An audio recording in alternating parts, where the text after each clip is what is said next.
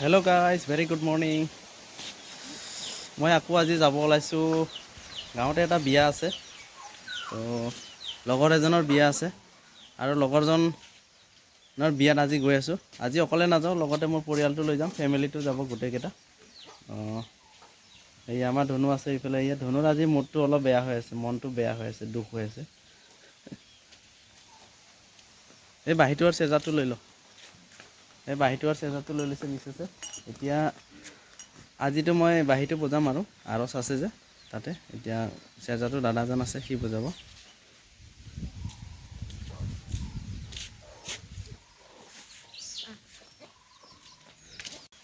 আৰু আজি যে বিয়াটো হৈ আছে লগৰজনৰ, সি ছোৱালীটো লৈ আনিছে অলপ বেলেগ ঠাইৰ পৰা লৈ আনিছে, মানে এনেকুৱা ঠাই লৈ আনিছে, ৱেষ্ট বেংগলৰ পৰা লৈ আনিছে ছোৱালীটো।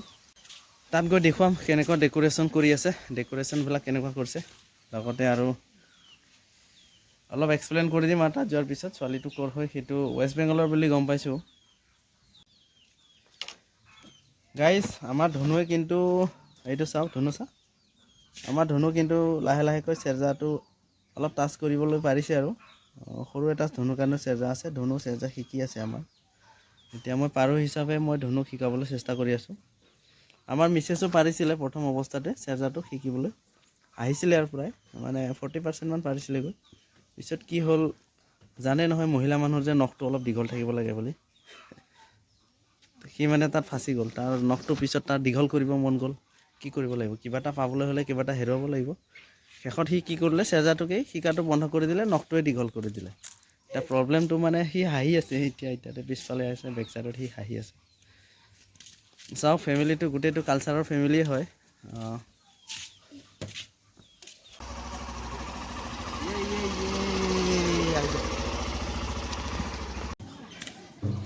ফাইনেলি গাইজ, মই বিয়াত আহি পাই গ'লোঁ। এইটো চাওক, ডেক'ৰেশ্যনটো চাওক কেনেকুৱা লাগিছে। এইটো উল্টা দিছে কিবাৰ কাৰণে হয়, এইটো ফ্ৰণ্ট কেমেৰাৰ কাৰণে। সৰুকৈ অলপ ডেক'ৰেশ্যন কৰা হৈছে, প্ৰায় ধুনীয়া হৈছে বাৰু। এইফালে চাওক, সেয়া আৰচ প্ৰায় ৰেডি হৈ গ'ল। মোৰহে আহি পোৱা অলপ দেৰি হৈ গ'ল, কি কৰিব। পাৰফেক্ট ডেক'ৰেশ্যন আছে।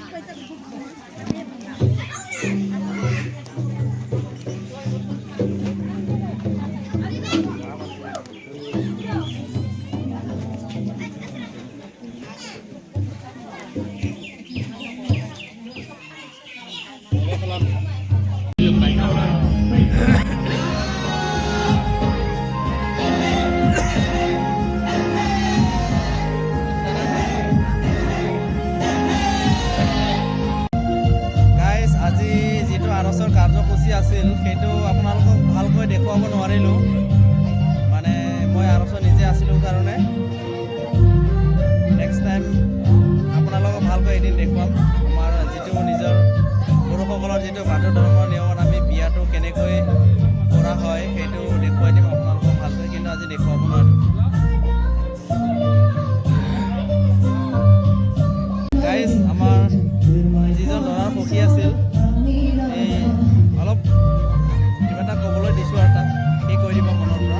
মই এতিয়া আমাৰ ইয়াতে লগৰীয়া ৰিণ্টু বড়ো, তাৰে মই সুখী হ'লোঁ আৰু ল'ৰাৰ লগৰীয়া অতীতৰ পৰাই চিনাকি, একেলগে পঢ়া। তেখেতে মোক লগৰীয়া হ'বলৈ মাতিছিলে, সুখী হ'ব। তাৰ কাৰণে মই